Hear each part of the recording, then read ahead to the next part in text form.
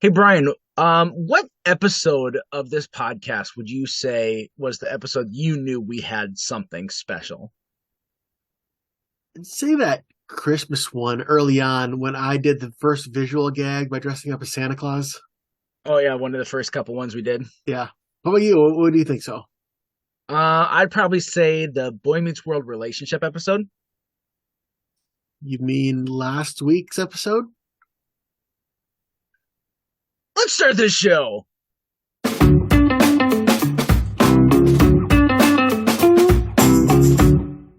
Hey everyone, welcome back to another episode of TV Guys, the show that knows if you need a good hook, you need good bait. And we here are masters of doing that. I'm Matt. I'm Brian. Okay. This is off topic, but I don't care. So, no longer am I going to apologize for being a crazy big Muppets fan because something happened this week that gave me permission to be an all-out Muppets nerd on this podcast and in real life, no matter Uh-oh. who doesn't care about it. So, as you may suspect, one of the many podcasts I listen to is a Muppets podcast called To Introduce Our Guest Star, where these two guys who run a Muppet fan site, they will get people in the Muppet world to surprise each other with the interviews. They've even had Muppet performers like Dave Goelz or Fran Brill. They've had some of the Sesame Street humans like Bob McGrath or Emilio Delgado. Like people were in the world every week interviewing them. And this week they interviewed Yvette Nicole Brown, who you might know as Shirley on Community, but she counted because she was in the Muppets Haunted Mansion that was happening last year. So Yvette Nicole Brown, now she is not like a Muppet celebrity. She's a full-on celebrity in her own right. She was in Avengers Endgame. She's been in a lot of great stuff. I love her as an actress. I like that you bring up Avengers Endgame when it was like a 2 minute cameo in an elevator. Well, But you know what? right. Yeah, I mean, she was Shirley Bannon in Community for 5 years. Is that better? Yeah, and she had a scene in The Office too, if you like that show more. That's true. Yeah, and she was on Drake and Josh. But okay, Yvette Nicole Brown is probably on my level as far as being a Muppets fan. Hearing her Wow. talk, and like me, Gonzo is her favorite. She has like a realistic both Gonzo and Kermit replica puppets. She bought a copy of her another model of her Shirley puppet from the Puppets episode of Community, and it's like she was right up there with like references that like I could make that Matt you probably would be like what, and the fact that like she did the Muppets thing, but she says like I'll know I've made it when I get to go on Sesame Street. I think that's a lifelong dream of hers, and like hearing this person who's like a full on celebrity being on my level of being a Muppets nerd, that means I can be a Muppets nerd too because Yvette said so. I love that that's the one that put you over the edge and not like Jason Segel. Like he is a huge I don't know if he's as big of a Muppet nerd, but he's a huge Muppet fan. It's And true. like doing the Muppets was a passion project of his for a while and was finally able to make that happen after I think his audition was like the puppet thing that they did in Forgetting Sarah Marshall, the Okay. Dr. Acula, I think. Oh yeah. I saw that once, and I know that they had that, and I can't remember much else about it. But Well, I think maybe it's because just looking at Jason Segel, you expect him to be a nerd. You don't necessarily look at Yvette Nicole Brown and think she's a nerd, but she because is. is it because she's black? Yes. Black people can't be nerds. Nope. There are I no. don't think you just yes. You're not like and like No. backtrack it. You're No. just like, Call me racist. There are no blurs. dude, I was on a podcast with a guy who was a blurred. All I right, he know. was. Is this Are we making this a word? Is this now No. like in the? Turk made that a word on Scrubs. I thought you'd get Oh, that did he? reference. Yeah. I'm sorry, I didn't get that reference, but Yes. I've been on I think 4 episodes of a podcast with him as well. so yeah, something like that. That sounds about right. Yeah. Well, for everyone who like went into a Muppets coma just then, because apparently we have a couple people who like when we ever talk about Muppets, it makes them want to vomit. I don't know. I Well, love it. I don't know about vomit. It makes them skip ahead a little bit, which is whatever. That can be just for us. Exactly. This is just you and me time. Yeah. Um, but that's not what this episode is about, but I'm No, glad that you feel confident in what you like. I think we should like if you like something, you don't need to freaking apologize for it. There are no, people in the world who like soccer. So I mean, there's all types in this world. People like some really stupid stuff. yeah. So I like buying cars that break down a month after I get them. You know, it things happen. we don't need a hobby. So Yeah, but we are talking about, so the title of this episode might be like, I don't quite get it, but we're talking about the best like hooks of a show. So these are the moments for us when we were watching this episode and we're like, or this TV show, and we're like, oh, I'm in it now. Like when this happened, that's what made me know I was gonna watch the rest of the show no matter what. So I've got yeah, a couple of episodes. I've got a couple shows here. Brian's got a couple shows here. Probably shows that you've heard of, yep. or even watched religiously. I know we've got a couple of those on here. So All of I'll mine are go. shows that I ended up unsure of at the very beginning, but ended up absolutely loving them. And we've talked about. Actually, we've done episodes on all of my shows already. Nice. I'll go ahead and start because this is a TV show we haven't talked about a lot, but Okay. I have brought up a couple times, and I've actually brought up this moment before because this Okay. moment was really powerful. So there's an episode we did where we talked about best character introductions, and I talked about the pilot episode of The West Wing. And in the pilot episode, the whole idea of the show of West Wing started off as this. Not as much about Jed, the president, Jedediah, and I'm blanking on his last name. The Bartlett. president of the thank you, Jed Bartlett. It's not so much about him, even though it takes place in the White House. It's really about his staff, but he is a big part of it. Mhm. However, this first episode was really setting that stage to show us that this wasn't a show about the president and how he interacts with everyone. It's more like how they keep the everyday life of the West Wing running. And so there was in the pilot episode, one of the characters named Josh, he is dealing with this fallout from the night before he was on this TV show, and he made a glib comment about the either as a group of Christians or like a specific denomination, something like that. And of course, because of that, they consider that a gaffe, and it's just like now we got to clean up after your appearance on this, and we have to come to some sort of peaceful agreement. And I think it was with a specific sect and this really specific group in the area. And so the whole episode, there's a couple different storylines going on, but we don't see Jed Bartlett at all. And so eventually, as the episode progresses, we get to the very end, and Josh is sitting down with another one of the staff members, and they're sitting down with this Christian sect who was like the biggest ones that were offended about what he had said. And so they're kind of talking about it, and the whole idea is, Josh, you apologize, get on your knees, beg, beg, beg, beg. Even though he thought he was right in what he said, his tact was off. And so he's in the room trying to like talk about it, and then they say some flippant comments about like his type of comedy or like that type of talking, and it's a little bit lost on him. And the other guy in the room who works in the staff is like, they're talking about your Jewish sense of humor. And like there's that flash of like, I could make this worse with Josh, but he's then swallowing it back again, and he's doing what he's supposed to do of appealing to these people, Mm-hmm. when suddenly the president walks in, and the president talks with them, and he at first is like buddy, but he's like this nice, like this strong hurricane force that completely changes the aspect of the room and the power dynamic of what was going on. And so he suddenly is in this power seat because, of course, he's the president.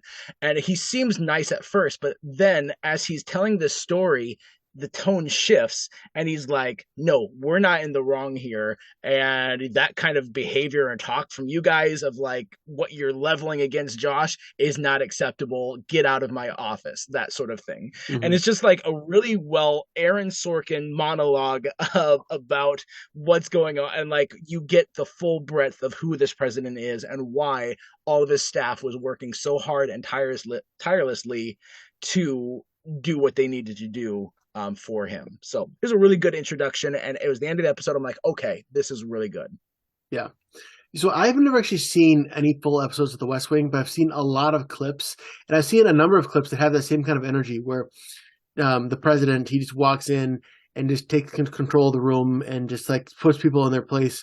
And he'll never like do it like maliciously. He does it to protect, or if he thinks he's in the right, or to protect people who were being wronged. It's just like Yeah. he seems like one of those fictional presidents who, kind of like David Palmer on 24, who's just like, because he's fictional, you can basically make him like near perfect. Yeah. Exactly. He's the idealism of what you want the president to be. Yeah. Yeah. So I can't really speak too much because that's meant on one of my shows that I want to watch, but it's so hard these days to get. We've only got like 1 million that we need to watch to get up to. It's fine. Well, and I thought about this, like, it's a lot easier to say like, hey, go watch like Stranger Things because it's 4 seasons, 10 episodes. That's doable. When it's a show like West Wing, wasn't it on for like what 10 years, something like that? And it's probably like 200 episodes, and are they hour long? Yep. So 200 hours of TV. Just go watch it. You know, go watch Star Trek: The Next Generation. I will have you know though. Speaking of that, I have started rewatching on Paramount Plus Survivor. So from the beginning. Oh man, you got to let me know. So like, I'm a huge Survivor nerd. I will rewatch like a season here, a season there. I've rewatched them all in order, but there are some amazing banger seasons at the beginning. Are you still in season 1? Yeah, I'm only like 2 episodes in. Okay, well, season 1 is okay, but not great. I mean, you get a lot of great characters. You get, Rudy and Richard and Suhawk and them, but like season 2 is probably my favorite because that's when I started watching it. But I love early Survivor. Love it. Yeah. We know that. I like some of those early. I think my favorite is Pearl Islands because I just love Rupert so much. Yep. Rupert's good, and then you can go right into All Stars season 8 with Rupert as well. He did back-to-back seasons. Yeah, and he deserved when he won in season 8 because like when he lost in season 7, you're like, no, this is the guy who deserves to win more than anything. Rupert didn't win. Oh, he must have won. Did he win like a fan favorite thing? Like they gave $1 million? Yeah, that's what it was. Because like Rupert never won. Rupert, yeah, it was like a fan like they used to do like fan votes. They do another $1 million or something. That's right. He won. Amber won that season. That was the Robin Amber. Yeah, coming out. Yeah. Mm-hmm. All right. So Matt, mine is one of the first. When he had this idea, I knew exactly this is a show that I can pinpoint the exact moment when I decided, okay, you know what? I'm off the fence. I'm on the side of I'm going to watch the show, and that's The Good Place. Love the show. Nice.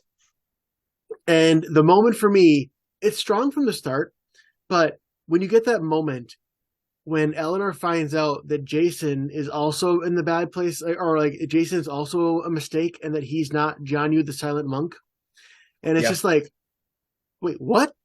Because the first time watching it, we the audience, we don't know anything that's going on. Looking back the second time, you can kind of see it, but we think, oh yeah, he's a Silent Monk guy, and then oh no, he's a trash dude from Florida. That's when I was hooked. Yeah, this Good Place, especially early on, like Good Place was really good at the cliffhangers to keep you going for the next one. Like they did this very good seamless transition from one episode to the next, where it's like every single episode was, oh, now I want to see the next one. Yeah, and so Good Place had really amazing writing, some of the best plot writing for a sitcom I've ever seen. It was a little dip a little bit in the middle. It never got bad, but it got a little bit of a dip when it's like, okay, their memories are erased again. It's like, okay, we've done that like 5 times now. But then eventually they kind of stopped that, and they kind of, let them have their memories and didn't keep rebooting them. Yeah, I think that's the weakest parts of it. And again, it was never weak. It's just weaker than its strength. Was probably partway through season 2 when they're trying to figure out what they're going to do with them, and then at beginning of season 3 when they come back to Earth and they're in Australia. I think end of season 2, beginning of season 3 wasn't quite as strong as the rest of it.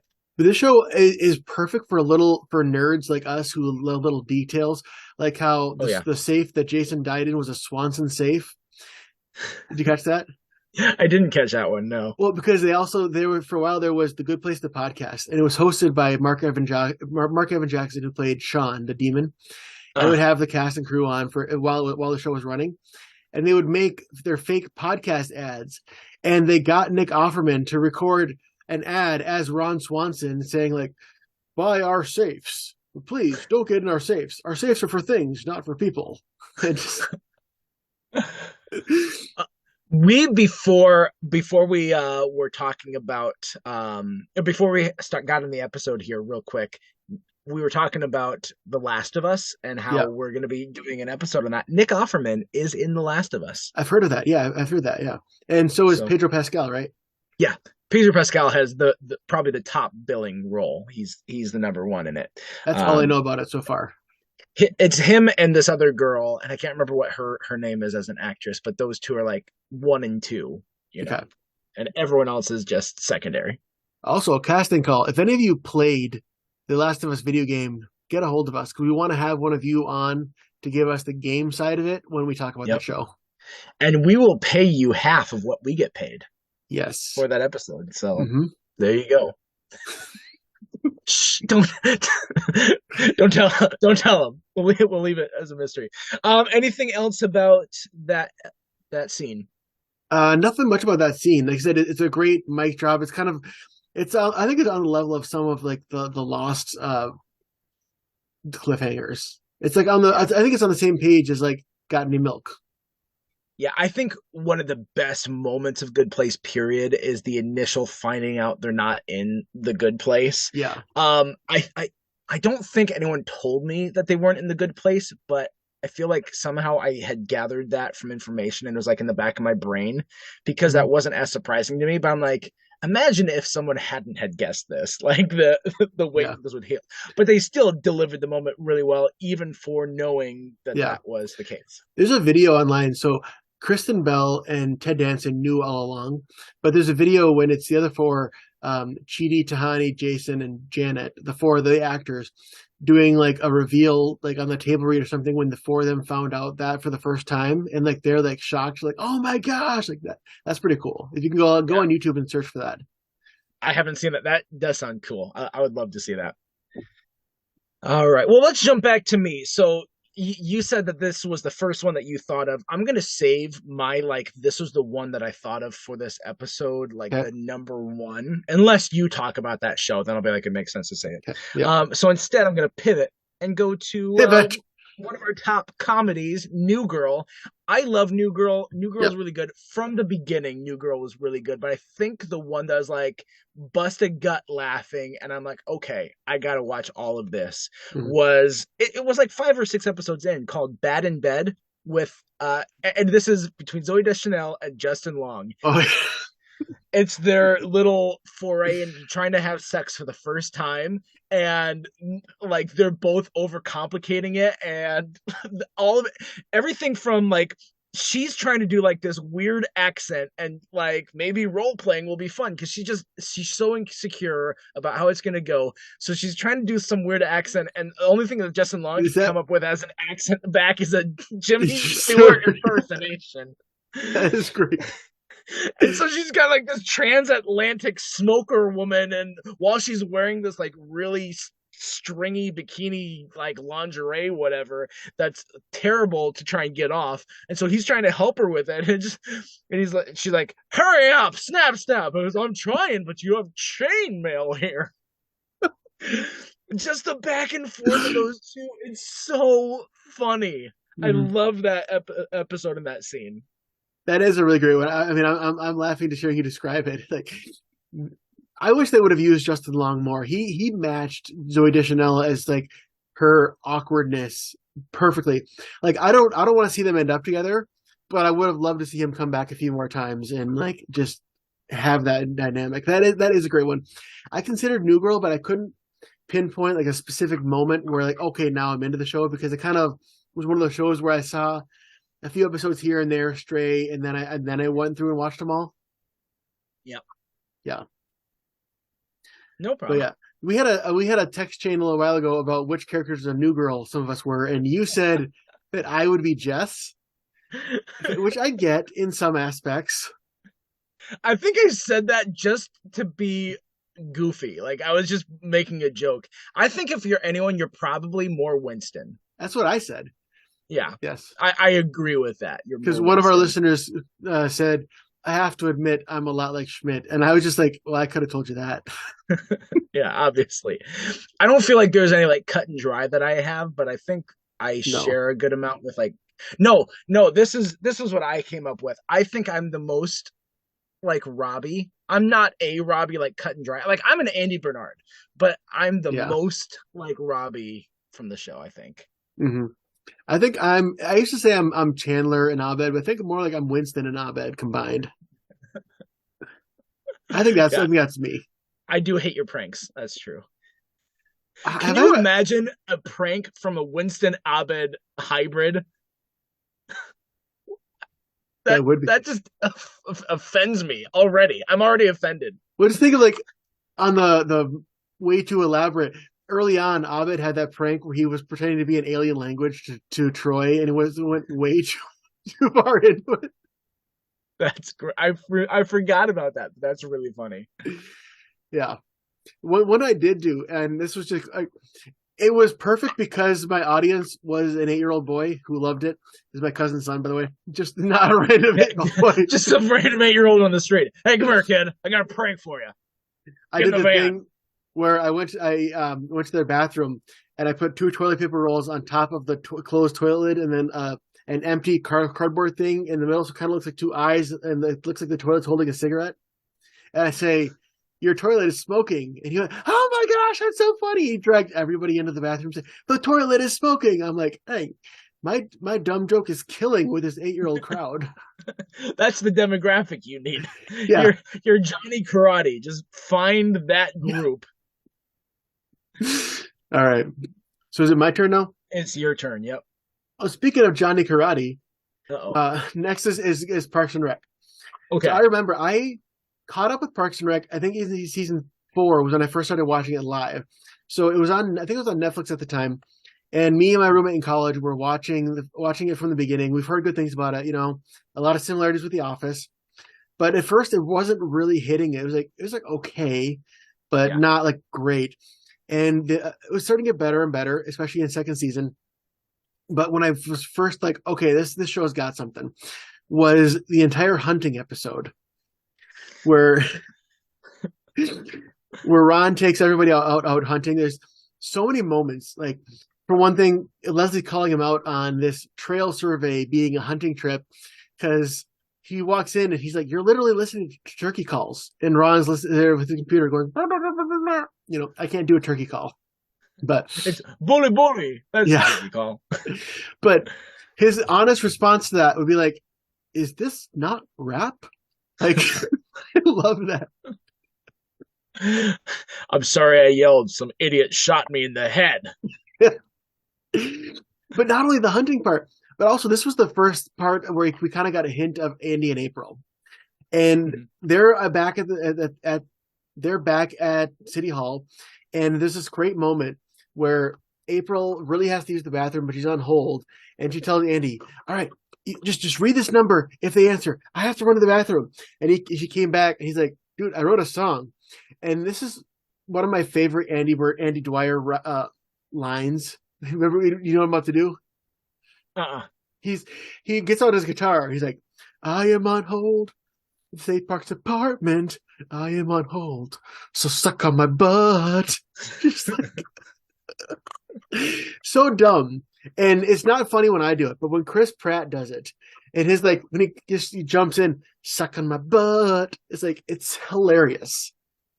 The definitive best Andy Dwyer line for me is the Leslie, I typed your symptoms in and it says you have connectivity products. Yeah, no, over the whole series that wins, but for this episode, it's a Yep. great Andy moment. It's a great hunting moment. Like this, like you said, the whole point, Ron gets shot in the head, and just their humor back and forth of it's one of the few episodes pre-season 3 that I think is an A+ episode.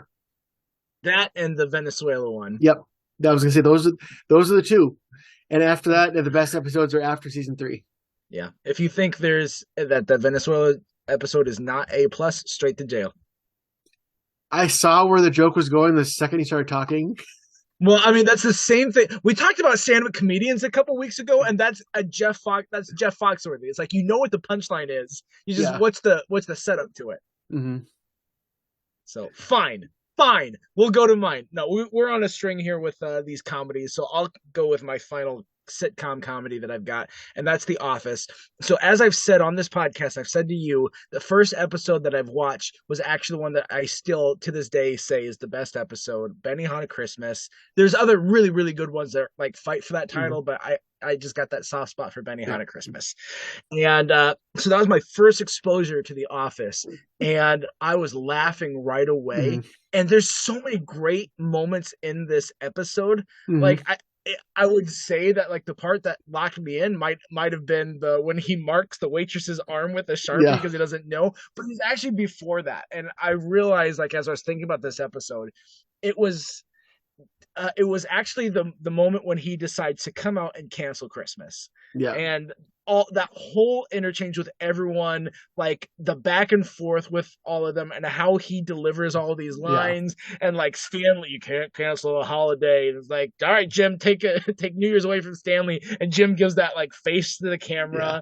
And, like everyone's acting and delivery is on point. Just the back, like the beats of it are. Well, and he says, Jim, take New Year's away from Stanley while he's like in tears. I would do an impression of it if I could, but I just can't. I mean, that's the genius of Steve Carell. Or like all your friends were canceled anyway, and then you with your a big stupid mess or whatever he says, but then like he does like this smile as he's like crying. It's man, Steve Carell was on point for that for sure. But yeah, everyone and Dwight like, are we canceling Hanukkah as well? Yeah. Will they still air Rudolph? Just all of it, all of the things in that scene were so funny, and I'm like, all right. And the whole karaoke thing as well. Yeah, the whole episode is great. Yes. Just his like, they say bros before hoes, but you've been nothing but good to your hoe, and suddenly she ain't your hoe no more. So, over the last year, we did our series of episodes diving into The Office by seasons, and so when we were organizing that with all of our guests, I sent out a document. I told everybody, you're on this season, and just for fun, I put like seasons 1 through 2, you are the party planning committee.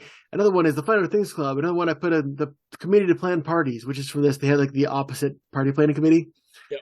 And nobody commented on me naming the groups. Not one of our guests now comments on that. We didn't want to indulge your, I'll say creativity, but that's definitely in quotes. Yeah. Well, actually, the only person who did was we did a few switching around, and I remember we switched Jeff from one group to the other group, and I messaged him. I said, just so you know, you're doing these seasons now. You've been drafted to the party planning committee. And he said, my dreams have come true. So thank you, Jeff, even though I had to prompt you with it. I don't know if you're listening. He's like, please interact with me. Well, it was a little bit of an ordeal coordinating with like 10 different guests. Hey, just a shout out to Jeff because we love him. His show that he has on YouTube, Elijah Fire, just hit 25,000 subscribers, which is like 25,000 more than we've got. So well done, Elijah Fire. Yeah, and I don't know if I count as one of those because I forgot if I actually subscribed to him or not. I can check later. I do count as one. I'm one. If I'm not, I will be soon. I will feel the guilt and I will go find it. No, I like his content. I just don't know if I've subscribed to it or not. Yeah, it's good. He has some amazing guests that just have some crazy testimonies and some crazy things that have happened to them or that they're doing. So a lot of fun. Yeah. Oh, that was me. Okay, so it is on to you, sir. All right. Next one, I will say another show that I've always heard was so great, and I watched it, and this is where it got me, which is Breaking Bad. And I knew I'd seen little bits and pieces of it here and there, but the moment that really got me, like, oh my gosh, this is a good show, was the "this is not meth" scene when when Walter is confronting Tuco over him beating up Jesse, and he has the little, he looks like meth. He's like, one problem, this isn't meth. And he threw it, and it explodes, and like everything gets crazy. And that's kind of where everyone realizes in and out of universe that Walter White came to play. And like he's like a big name in this, like that got him both respect and a target on his back at the same time. And it let us, the audience, know okay, this show is going somewhere. Like he's a major player in this game, and it only amped up from there because it seemed like every time throughout the series when Walter White had a chance to like get out, he couldn't. He like, no, I'm gonna go deeper and deeper and deeper into this because in this world, I'm the best, I'm the king, which is what he'd been craving all along. And it all started with that, this is not meth moment.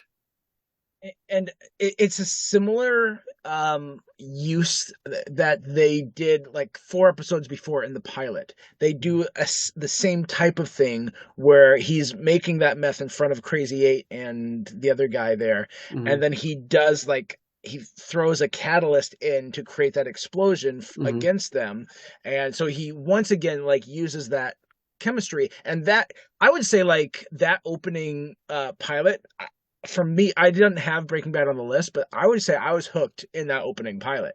And then there's a couple episodes where like it pulls that action back right away. It's like, okay, now that we showed what we're talking about in this episode, let's cool down for a second and give you who Walter is, and then ramp it back up once Tuco pops up. So like both of those 2 episodes were that high intensity, holy cow moment, and it worked to use it twice, even though it was kind of the same device that they used. But it was both really good moments, standout moments from that first season. Yeah, for sure. All right, Matt, what do you got?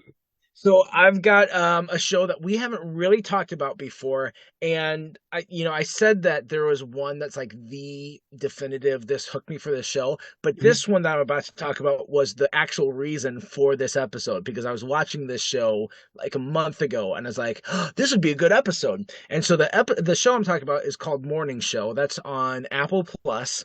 And so I think maybe one of our guests have brought it up once or twice, but you and I hadn't watched it until now. I've started watching it last month. And the whole show focuses around Jennifer Aniston and Steve Carell. They're these news anchors on the morning show, and they've been doing this for 15 years, and they're like America's mom and dad delivering the news sort of thing. And so like he's like Walter Cronkite level, and she, like very well respected. And then we start the show in that first pilot episode where Steve Carell's character has these sexual allegations, misconduct allegations. He didn't like assault, but it's they leave it vague early on of just the sexual misconduct allegations. And so they immediately, the company releases him from his contract, and they're scrambling to be like, well, who's gonna co-anchor with her, what are we doing? And Jennifer Aniston's character was in the middle of these contract negotiations to begin with, and so in the second episode she's like, I'm not gonna sign to my new contract because they need me and I have the leveraging power and I want say over who's my co-host.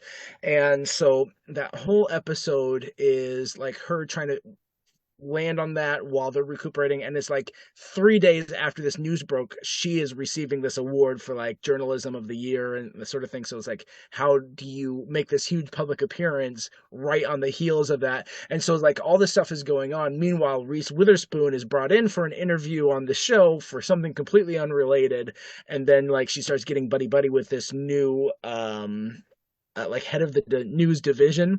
And so there's a lot of like threads that are happening, and I don't want to spoil it, but so I'm not going to say what happens, but it's the end of episode 2. At the very end of that episode, there's this moment that like it lands on, and I'm like, oh wow, this show is going to be something. And so I was really proud, like it was this nice chess move that happens, and I'm like, okay, I'm all for this now. I want to see how this plays out, and I want to see where it goes. And actually, as soon as I like had said that, I was telling that to my wife. She's like, oh, I'll watch that show with you. She's like, I like all of those actors, so I think that would be a show I'd like. So nice. That was it. Morning Show, end of episode 2, A Seat at the Table. If you've watched that show, you know what I'm talking about. If you haven't, I'm not going to spoil that one. Yeah, if you couldn't tell by my silence, I haven't seen that show yet. I got shows I got to watch first, but that's definitely sounds interesting. Sounds like a good show. There's other shows I was fine. There's other shows I was fine spoiling because some people have seen it, but I feel like Apple Plus TV shows, we don't have a big enough audience yet for Apple Plus. There's still a lot of people who don't have it, and Like, I think the show Severance would be on the level of Squid Game for being watched and in the zeitgeist if it wasn't on Apple Plus. Yeah, that's true. That's the thing is Apple Plus. Like I don't have Apple Plus right now. My plan is to whenever Ted Lasso season 3 comes out because I want to watch that. Get the subscription again. Yeah. I watched that on it, and I watched the Fraggle Rock reboot. The two things I watched on Apple TV Plus. Yeah, I watch Mythic Quest and Ted Lasso, and then now Morning Show. Mm-hmm. All right, what's your last one? My last one. I mean, we already talked about it briefly, and unsurprisingly, I'm going to talk about Lost. Yep, great show, and this was a show I caught on very early on, and the moment for me where it's like, holy crap, this is a good show, is this part 2 of the pilot. Oh, nope. Mine is also Lost. I was holding up my thing. Okay. We've got different Lost moments, but I mean there are so many Lost moments that could be your thing. So I'll say mine first because mine is a couple episodes before Matt's moment, and it is part 2 of the pilot. It's when Sawyer and Saeed and Kate and Charlie and Boone and Shannon all go up, and it's after they hit the polar bear, which the polar bear was the first like, huh? Okay, that's interesting. But after that, it's them hearing the radio message from Danielle Rousseau on the they have radio they made of counting the like the iteration numbers and doing the math and realizing this call for help has been playing on this island for 16 years. And I think that's where Charlie had like the infamous "Where are we?" line. Yeah. And also, I didn't notice this till recently. So that was in September of 2004. And they said it was 16 years, 5 months. So you know what happened 16 years and 5 months before 2004? You were born. That's right. I was 16 and 5 months in September of 2004, which means I am just as old as Alex on that show. Could be to the day. To the day. Yeah. Look at that, guys. You didn't think you'd get a math lesson today, but you did. Yep. And I believe her actress, who didn't show up until later, but Tanya Raymond, who ended up playing Alex, I think she is born in the same year that you and I were batting. Look at that. Just the 88s unite, man. Exactly. That's where we're at. I mean, that's not why. I mean, that is just a cool moment where it is that you can see like the confusion and panic on their faces because before they were thinking like, oh yeah, planes crash. We'll get. They have GPS. They'll come find us, and they realize like maybe not. Like this is a weird island. What's happening? And of course that mystery kept going for 6 years.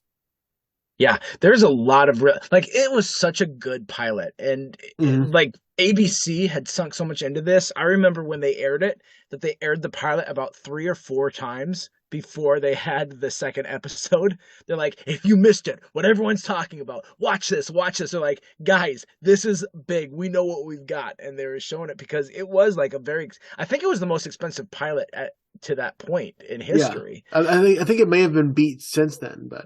Yeah. And it shows because like they got pretty much half a jet and they threw that on the beach and created an actual like simulated plane crash. And like that whole opening sequence of Jack going like finding all these different characters and helping people in the chaos of what's going on, like all that's really cool. The polar bear moment was awesome. Mm-hmm. The like at night, that first night, then something's breaking the trees and like what is going on out there, then the smoke monster pulling the pilot out of the plane, those 2 episodes did not mess around. No. And so that was a great way to start the show. And I was intrigued in those 2 episodes. And I was intrigued in the episode that followed, Tabula Rasa. But what really hooked me was in the 4th episode called Walkabout. And this is still maybe one of my top moments of Lost. I don't know if it's the top, but it's right there. And it was the episode that was focused around John Locke because you didn't have too much information about him in those first, let's call them 3 episodes, to be honest. Yeah. In the first 3 episodes, you didn't get a lot about what was going on with Locke. And so then you get an episode focused on him, and then they do this reveal at the very end of the episode to show that off the island he was in a wheelchair. And then you see him on the island, like right after the plane crashed. You see from his point of view, like Yeah. once he wakes up, he's wiggling his toes and realizes he can feel his toes, and he has feeling and sensation in his feet. And he's like standing up slowly and realizing he can stand while there's all Yeah. the chaos around him, and the plane had just crashed and all that sort of stuff. And people are fighting for their lives. He's like rejoicing. And that was such an awesome moment Yeah. for them to have held that. And not only is it like really cool, like reveal and a twist, but it also gives like all these new questions. How in the world did this happen? How did Yeah. this guy who was in the wheelchair suddenly not be in a wheelchair? It was Yeah. that launched a million questions in my mind, but at the same time was so cool. And I'm like, this is it. This is the show. Yeah, and it's one of those things where you can't ever experience it the same way, because when you rewatch it, and I've rewatched Lost a bunch of times, and going through that episode, it was like, oh yeah, Locke's in a wheelchair. You almost forget that we weren't supposed to know that yet when you go back and watch it a second time. Yeah, and if we've ruined this, I really hope that we like, I hope that everyone who hears this has watched Lost, because that was one of those, like, I'm so glad that I was there for it and I experienced it, because that's such a great twist. Yeah. But I mean, let's just say Lost was the pilot, and the Walkabout was 19 years ago. Yeah, Make you feel old. True, exactly. But like, he's sitting in a chair the entire time in all those flashbacks. So like, they do a good job of. It doesn't raise any suspicions, because he's at his boring office job. He's working in a cubicle, or he's in the break room, or whatever. Or he was in bed at home, where he'd be laying down anyways. Exactly. And so it wasn't weird to not see him standing. You didn't even think of it until it shows that, yeah, he's in a wheelchair. Yeah. I think the reveal was when he was trying to go on the Walkabout. And then he like, you can't tell me what I can't do. His catchphrase. That's the one. Mm-hmm. Yeah. Get your John Locke action figure. Pull a string, or don't tell me what I can't do. Yeah. I mean, the 90s had catchphrases just to have catchphrases, whereas Locke had a catchphrase, but it was tied to like his personality and like his inner who he is. It's not just, did I do that?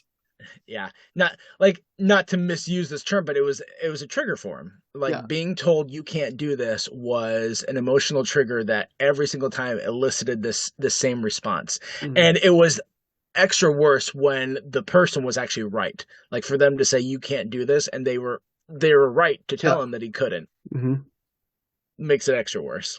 So. Yep. So, of course, both of our picks here at the end are Lost. I'm glad that we ended on that, because Lost is one of those shows that it was so.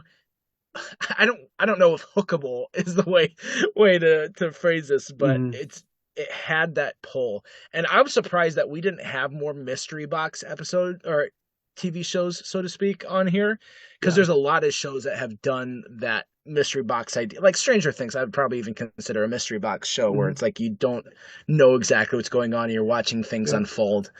I consider Stranger Things, but I try to think, what was the moment that I decided I liked the show or not? I'm not sure what that was.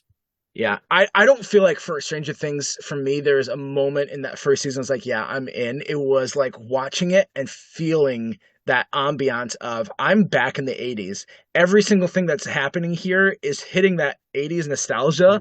And like, it feels so familiar while being a completely new thing. Yeah. That's what was captivating about Stranger Things. You know, Stranger Things is one of those shows where I got into it late, and I got into it kind of by peer pressure, because you had talked about it early on in the podcast before I had ever seen it.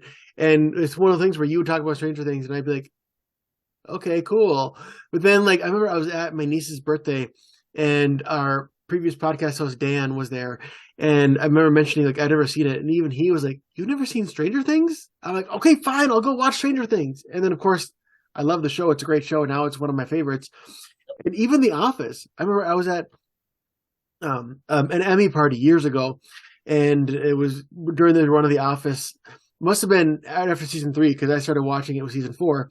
And everyone at like the Emmy viewing party I was at was talking about, oh my gosh, Jim and Pam, this and that. It was like, I don't know who these people are.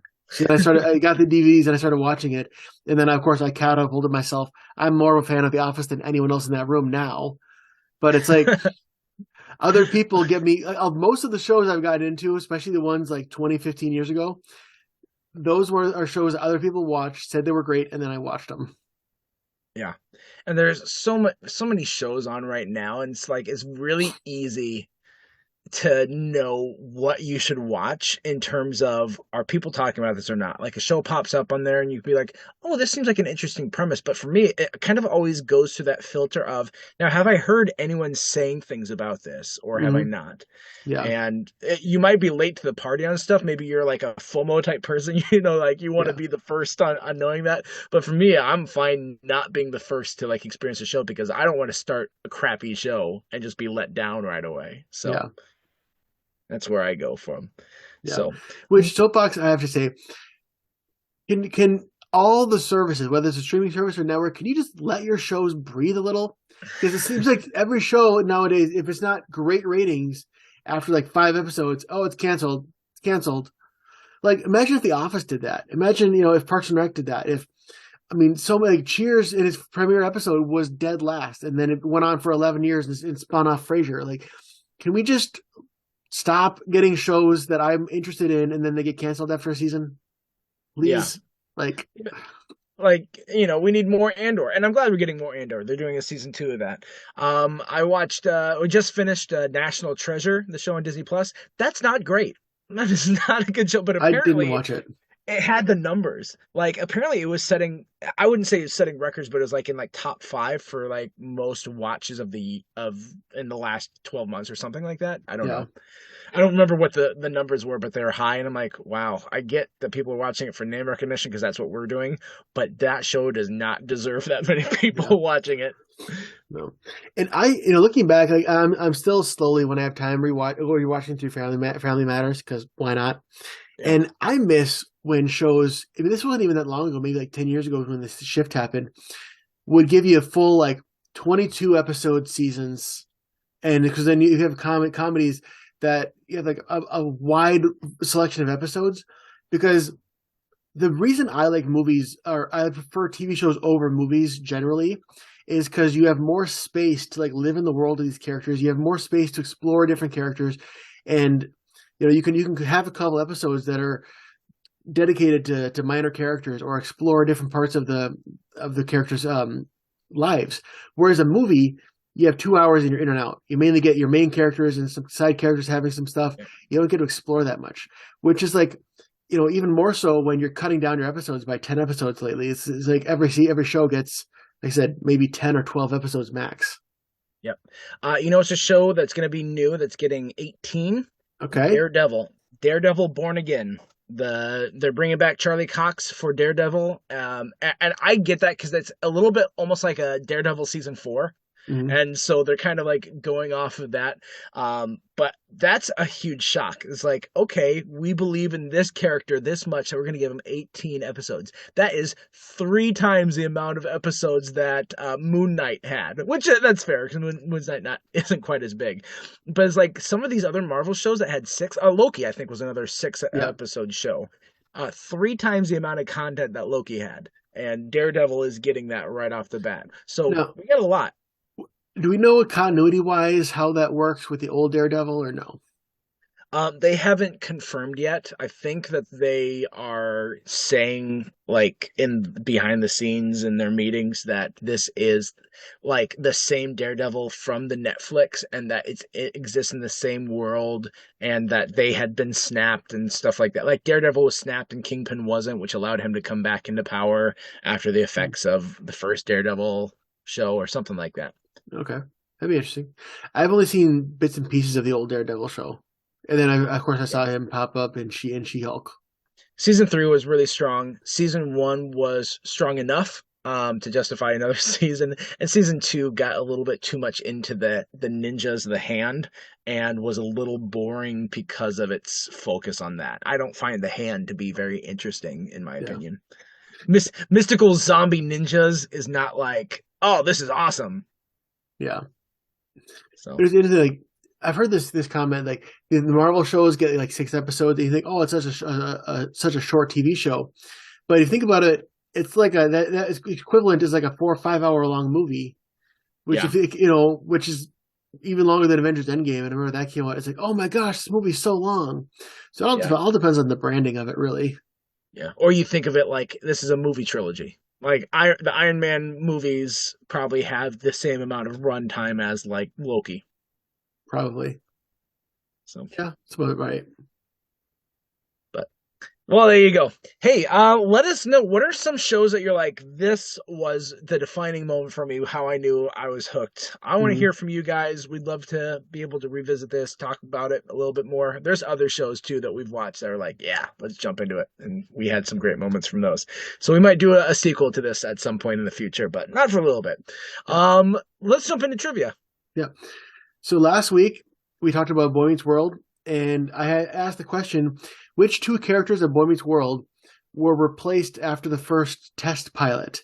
And that was the actors who played the roles of Eric and Alan, the older brother and the dad of Corey Matthews, who went on to be played by William, Russ, and Will Friedle. There you go. So, where there's a will, they will get parts in the show. Now, this is true. You got William Daniels, Will Friedle, William Russ. And they have the casting audition, and people come in like, "Hi, my name's Will. All right, you're in. We want you." So we know that Lost follows the flight 815 from Oceanic crashing on an island. Yeah. Oceanic Airlines is not a real airline. However, that Oceanic Airlines has been used in other media. What was the movie from the mid 90s that featured an oceanic flight? Wait, Oceanic wasn't original to Lost? Nope. I mean, it is, but apparently, like this, I watched this movie again after having watched Lost. I'm like, Oceanic, and it's the same like logo too. Huh. So Is that like Let's potato chips? How like most of the times in TV shows you'll see like Let's instead of Lay's, which I thought was a Community joke because they pointed out in Community like Let's and Splingles, but then I kept seeing Let's potato chips in other shows too. yeah, it's not unique to Lost. I just kind of looked it up here on Wikipedia to see like what was the first one. Yeah, this movie that I was referencing Okay, is the first. Um, oh, yeah, it's the first usage of that. all right. Well, and if you know the answer, let us know. And that's it. Well, hope you guys enjoyed this episode. Hope you're having fun this year. We're almost at the end of February. That's 2 months have gone by. It's crazy, right? It's like it just turned the new year, and we're already six of the way in. So, if there are other episodes that you're like, I want you guys to talk about this, we would love for you to reach out. We love to hear from you guys. We get some feedback from you either in person or text, or we also have a Facebook and Twitter and an email. That's tvguyspodcast@gmail.com. So you can always shoot us an email that way if you're like over 80, or use social media. So find us on those. Let us know. And we would love, again, if you have played the game Last of Us, let us know. We want to get you on here. And we'd love that point of view as we're talking about that TV show. But until next time, I'm Matt. I'm Brian. I'm reminding you to stay tuned and keep watching.